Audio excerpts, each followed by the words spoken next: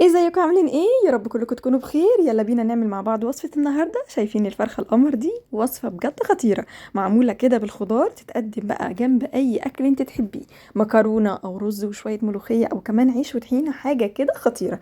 يلا مع بعض نشوف المكونات. معايا حوالي 3 معالق كبار من الزبدة. انا مقطعة الزبدة مكعبات وسايباها لدرجة حرارة الغرفة، وهبدأ انزل بالبهارات بتاعتي: فلفل اسمر وثوم بودرة وبصل بودرة وريحان مجفف، وكمان شوية صغيرين من الزعتر، وهحط كمان حبة من بهارات الفراخ. هنزل كمان عليهم بمعلقتين كبار من الزبادي، وهحط عليهم الملح طبعا على حسب رغبتك وذوقك. هنزل كمان عليهم بمعلقة كبيرة من المستردة، دي بتخليها حلوة جدا، بتوديها في حتة تانية، بتطري كده لحم الفراخ وبتبقى خطيرة. هنزل كمان عليهم بجنزبيل مبشور، تقدري تحطي معلقة من الجنزبيل البودر عادي جدا، بس تكون معلقة صغنونة خالص. وهنزل كمان عليهم بعصير ليمونتين.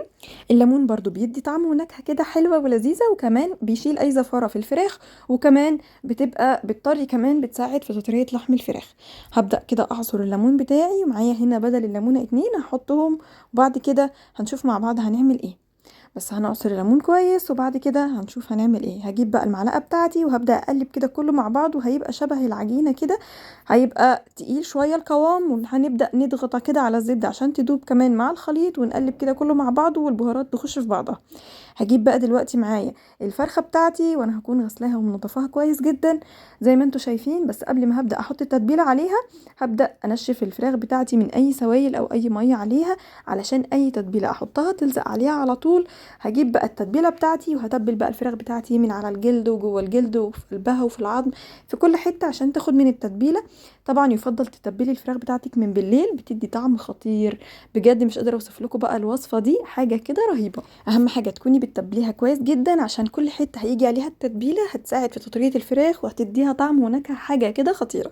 زي ما قلت لك هنتبلها من بالليل. وطبعا كل ما هتطولي وقت تتبيله الفرخه تقدري تتبليها وكمان تفرزيها اول ما تجيبيها. كل ما هتطولي تتبيله الفرخه فيها، كل ما هتاخد طعم ونكهه، حاجه كده رهيبه. زي ما بقولك كده بالظبط، جربي الوصفه وهتعجبك قوي. المكونات بسيطه قوي وما بتاخدش معاكي اي وقت، وتتبيلتها بسيطه جدا، بس بتطلع بنتيجة حاجة كده خطيرة جبارة فعلا. هجيب بقى الفرخة بتاعتي بعد ما تبلتها، وهبدأ كده اربط الدبابيس بتاعتي، علشان لما تيجي تستوي ما تبقاش شكلها مش لطيف.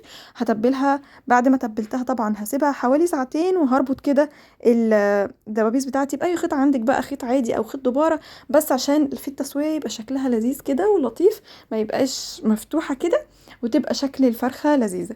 زي ما انتوا شايفين كده، جبت معايا كمان خلتين، وهبدأ كده اخرم الفرخة بتاعتي. تقدري طبعا تعملي الخطوة دي قبل ما تتبلي، عشان وانتي بتتبلي تخش في التتبيلة، بس عادي جدا. انا بدأت اخرمها بالخلة بتاعتي كده، علشان اي تتبيلة انا حطيتها تدخل في قلبها. بعد كده الخلة بتاعتي اللي معايا ديت هبدأ اعمل بيها على الجناحات، علشان برضو في التسوية الجناحات برضو ما تبقاش مفتوحة، برضو يبقى شكلها مش لذيذ وتتخلع مني كده في التسوية. هبدأ كده اغرس الخلة معايا في الجناح، وهدخلها كويس علشان الجناح ما يتفتحش مني برضو في التسوية.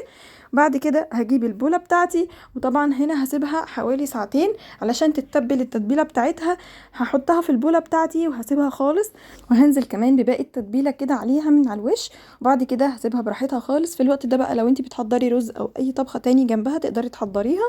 هجيب بقى دلوقتي الصينية بتاعتي، انا مقطعة فيها الجزر والبطاطس وكمان قرن فلفل. انا مقطعهم كبير عشان كمان هسيبها فترة طويلة في التسوية، فتستوي براحتها، وكمان الخضار معايا ما يتهريش. هبدأ كده اظبط الفرخة بتاعتي في الصينية بتاعتي زي ما انتوا شايفين. وبعد كده هجيب معايا حوالي راس من الثوم مقسومة نصين زي ما انتوا شايفين كده، ومعايا كمان باقي التتبيلة. هبدأ بقى باقي التتبيلة دي هنزل بيها على الخضار عشان هو كمان ياخد من نفس الطعم، وهنزل كمان بشوية من التتبيلة على راس الثوم اللي انا قسمها نصين، دي بتدي طعم ونكهة وريحة، حاجة كده بجد مش قادرة اوصف لكم، لازم تجربوا الوصفة هتعجبكم قوي.